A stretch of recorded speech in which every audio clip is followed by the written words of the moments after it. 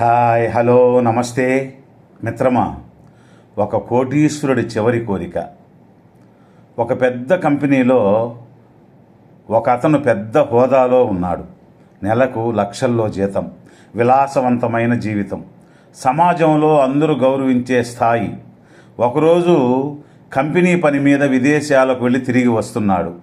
ఆ కంపెనీ వారు వారం తరువాత ఇండియాకు వస్తున్న అతనికి పికప్ చేసుకునేందుకు ఎయిర్పోర్ట్కి కారు పంపారు.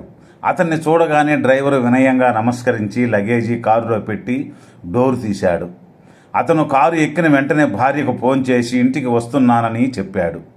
దారిలో విపరీతమైన ట్రాఫిక్ అవడంతో కారు స్లోగా వెళుతోంది. ఇంతలో డ్రైవర్ మొబైల్ మ్రోగింది. అతని భార్య, ఏమండి, ఎక్కడ ఉన్నారు? ఎంతసేపు, త్వరగా రండని, మీకు ఇష్టమైన కాకరకాయ వేపుడు, చేపల పులుసు చేశానని చెప్తుంది.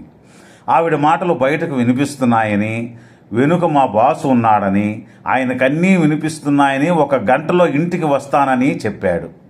వెనుక ఉన్న వాళ్ళ సార్ ఫోన్ సంభాషణ విని తనలో తానే నవ్వుకున్నాడు. ఒకచోట రెడ్ సిగ్నల్ పడటంతో కారు ఆపాడు డ్రైవర్. మరలా డ్రైవర్ మొబైల్కి ఫోను మ్రోగింది. నాన్న, త్వరగా రా, నీకోసం మేం వెయిటింగ్, ఫిష్ పులుసు అదిరిపోతుందంటూ ముద్దుగా మాట్లాడింది ఆ డ్రైవర్ కూతురు. ఓకే అమ్మా, అర్ధగంటలో వస్తా, నీకు ఆకలైతే నువ్వు భోంచేయి తల్లి అంటాడు.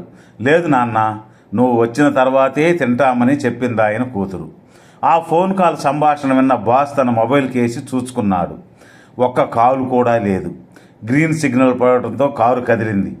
మరికొద్ది దూరం వెళ్ళాడో లేదో మరొక కాల్ వచ్చింది ఆ డ్రైవర్కి. ఏంటి నాన్న, ఎక్కడున్నావురా? ఇంత ఆలస్యం అయితే ఎలా? ఆకలికి ఉండలేవు కదా, తొందరగా వచ్చి, నాన్న నీకోసం వాకిట్లోనే కూర్చుని దోమలు తోలుతున్నాడు రా అని అతని తల్లి మాట్లాడింది. ఆ డ్రైవర్ మీద ఎంత ప్రేమ, ఆప్యాయతలు చూసి ఏసీ కారులో కూడా చెమటలు పడుతున్నాయి లోపల ఉన్న వాళ్ళ సార్కి. మరలా అతని ఫోన్ చూసుకున్నాడు, ఏమైనా కాల్స్ వచ్చాయా అని. 1 కాల్ కూడా రాలేదు.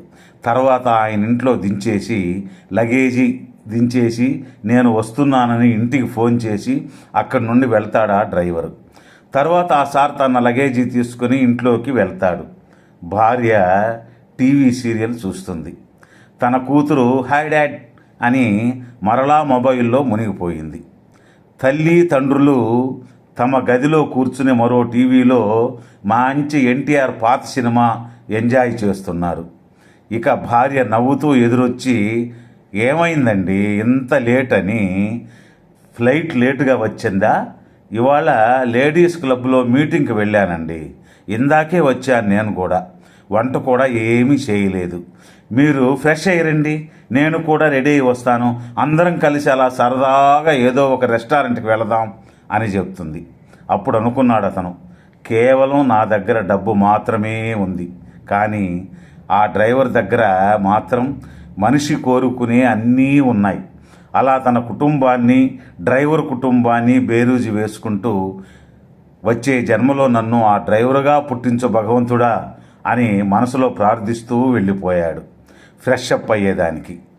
చూడండి నేస్తమా, డబ్బు ఉన్నవాడికి మాత్రమే సుఖమే లేదు, తెలుసుకో. విన్నారుగా? ఈ వీడియోని లైక్ చేసి, షేర్ చేసి, హైప్ చేయండి. మరలా రేపు కలుద్దాం. ధన్యవాదాలు. జై హింద్.